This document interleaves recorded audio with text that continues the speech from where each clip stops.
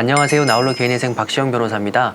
이번 영상에서는 정말 흔하게 나오는 보정, 통장 거래 내역에 대한 보정, 그리고 그 보정 방법에 대해서 말씀드리겠습니다. 회생이나 파산을 하실 때 법원에서는 채무자의 통장 거래 내역을 달라고 합니다.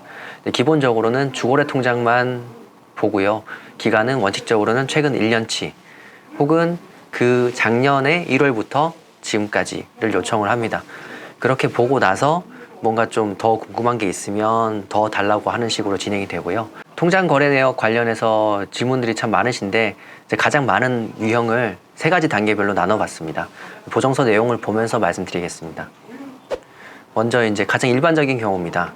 이 내용은 저희가 송달받은 보정서 내용을 그대로 이제 넣은 건데, 계좌정보 통합 관리 서비스 홈페이지에서 채무자 명의 금융계좌를 일괄 조회하고 출력하여 제출하고, 위 계좌정보 통합 관리 서비스에서 조회된 모든 거래은행의 잔고증명서를 제출하시기 바랍니다 라고 되어 있죠.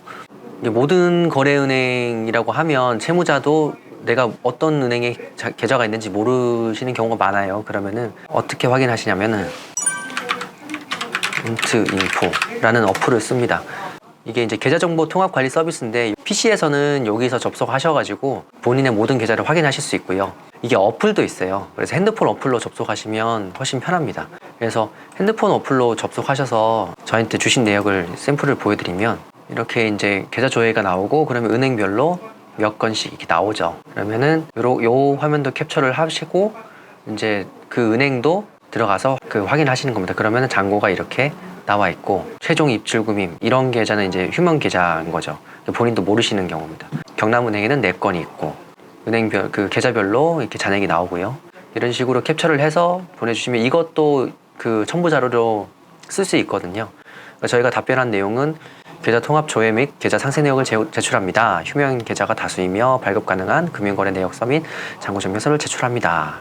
이렇게 해서 재산 목록에도 반영하고 보정을 하게 됩니다.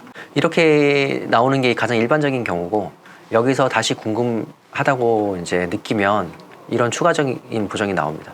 두 번째 나오는 보정으로 흔한 거는 이제 내역을 이제 파산관제인이나 회생위원이 보잖아요. 그러면은 좀 큰 금액이 왔다 갔다 했다는 거죠. 그러면은 이분 같은 경우는 최근 1년 이내 100만 원 이상 출금 또는 송금된 내역에 대한 사용처를 각 은행별로 구체적으로 소명하시기 바랍니다. 형광펜으로 표시 바랍니다 라고 매우 구체적으로 돼 있고요. 이게 만약에 경위가 소명되지 않으면 전액 청산가치에 포함시키겠다는 보정이죠. 이런 경우는 어떻게 하냐면은 이제 우선은 답변 내용은 이제 1년 이내에 100만 원 이상 송금 내역을 이제 표시하고 정리했다라는 거고요. 첨부 자료를 같이 보여드리겠습니다. 먼저 이제 100만 원 이상 이제 내역을 달라고 했으니까 이렇게 엑셀 혹은 이런 한글 파일로 정리를 해서 출금 내역, 그러니까 어디에다가 송금했는지, 그리고 이 사용 내역을 이렇게 정리를 해서 이제 줍니다. 그리고 거래 내역은 이렇게 쭉 있고, 지금 흑백이라 잘 안 보이는데 이게 형광펜으로 이렇게 표시를 했죠. 그리고 부연하는 설명도 이렇게 같이 해서 제출을 하면 이제 보정이 되는 겁니다.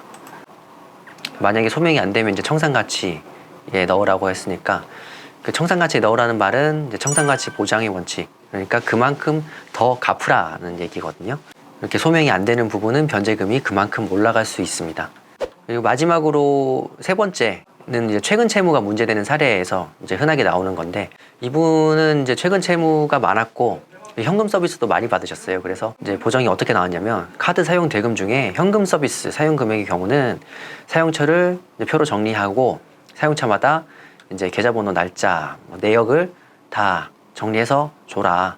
개인에게 송금한 경우는 그 개인이 채무자에게 돈을 빌려준 사실에 대한 금융자료도 제출을 해라. 개인에게 송금한 거는 내가 빌린 돈을 갚았다라고 이제 할 거 아니에요. 그러면은 그 개인한테 내가 돈을 빌렸던 자료까지 주지 않으면 인정하지 않겠다는 뜻이에요. 만약 소명할 수 없다면 이런 현금 보유 중인 것으로 봐서 청산가치에 반영하라는 내용이고요. 저희가 답변한 내용은 이제 각 카드사 현금 서비스 내용을 표로 이제 제출했다는 거고, 오래된 경우는 이제 기억이 잘 나지 않죠. 그러면은 이제 최대한 소명하시되 소명이 안 되는 부분은 청산가치에 반영을 하면, 이제 탕감이 기본적으로 되시는 분들은 이런 부분이 이제 크게 이슈가 되지 않을 수 있거든요. 이런 부분은 대리인하고 협의를 통하셔서 진행하시면 되고요.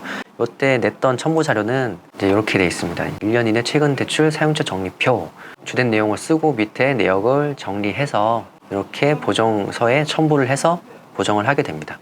회생이나 파산이 이제 부정한 방법으로 되면 면책을 시켜주지 않잖아요. 그래서 특히 최근 채무 같은 경우는 부정한 회생이 될 가능성이 크다고 보고 이제 법원에서 유의하게 보거든요. 그런 경우에 흔히 나오는 보정이고 그에 대한 소명만 제대로 하신다면 최근 채무가 많다고 해서 미리 걱정하실 필요는 없습니다. 여기까지가 자주 나오는 통장 거래 내역에 대한 보정 내용을 말씀드렸고요. 추가로 하나 말씀드리면 이제 대전이나 춘천, 청주 같은 경우는 필수 자료 목록에 아예 배우자의 통장 거래 내역이 포함되어 있습니다.